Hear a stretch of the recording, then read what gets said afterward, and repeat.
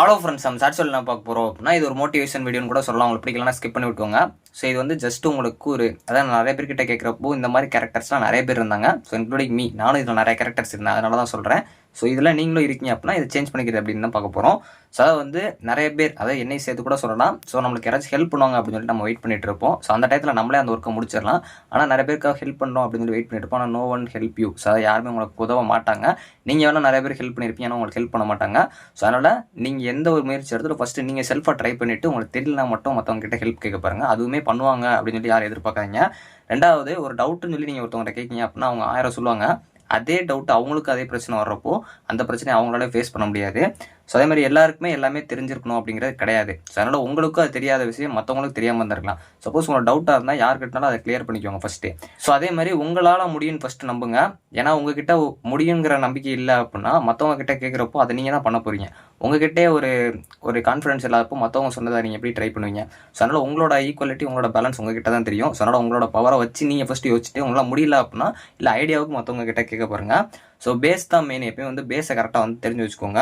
So இன்ட்ரெஸ்ட்டாக எதனாலும் பண்ண பாருங்க. உங்களுக்கு இன்ட்ரெஸ்ட்லேயே அதை விட்டு போயிருங்க. எல்லாரும் பண்ணுறாங்க அப்படிங்கிறத இன்ட்ரெஸ்ட் எடுத்து பண்ணுறோம் அப்படிங்கிறதே கிடையாது. உங்களுக்கு இன்ட்ரெஸ்ட் இருந்துச்சு அப்படின்னா பேஸ் அதான் வந்து ஃபஸ்ட்டு எல்லாத்துலேயும் ஸ்டார்டிங் நல்லா தெரிஞ்சு வச்சுக்கோங்க.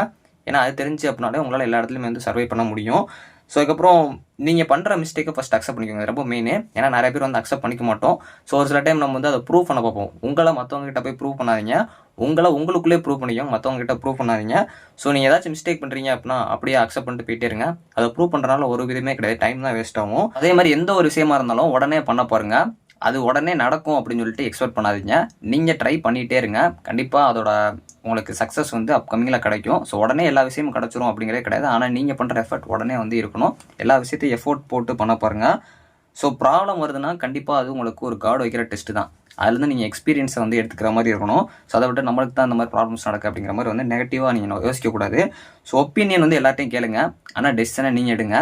ஸோ அதே மாதிரி வந்து 1000 நல்லது நடந்தாலும் ஸோ ஒரு கெட்டது தான் பார்த்தீங்க அப்படின்னா நம்ம மைண்டுக்கு போகும். இப்போயுமே வந்து 1000 கமெண்ட்ஸ் எனக்கு வந்தாலும் ஒரு கமெண்ட் நெகட்டிவ் வந்தால் மைண்ட் வந்து கொஞ்சம் நெகட்டிவாக தான் போகும். ஸோ அந்த மாதிரி இல்லாமல் திங்க் பாசிட்டிவ். ஸோ எப்போயுமே வந்து பாசிட்டிவாக திங்க் பண்ணுங்கள். உங்களை சுற்றி இருக்கவங்கள பாசிட்டிவ் வச்சுக்கோங்க. கண்டிப்பாக லைஃப் நல்லாயிருக்கும். இது ஜஸ்ட் வந்து ஒரு கேரக்டர்ஸ் மாதிரி நிறைய பேர்கிட்ட கேட்குறப்போ அவங்க சொன்ன இது. ஸோ நம்மளும் இது மாதிரி இருக்கும் அப்படின்னு சொல்லிட்டு நினச்சேன். ஸோ இது மாதிரி எல்லாருமே இருப்பீங்கன்னு நினைக்கிறேன். இருந்தீங்க அப்படின்னா இதில் ஒரு சிலது உங்களுக்கு யூஸ்ஃபுல்லாக இருந்துச்சுன்னா கண்டிப்பாக சேஞ்ச் பண்ணிக்கோங்க. ஜஸ்ட் ஒரு மோட்டிவேஷன் மாதிரி தான். தேங்க்ஸ் ஃபார் வாட்சிங்.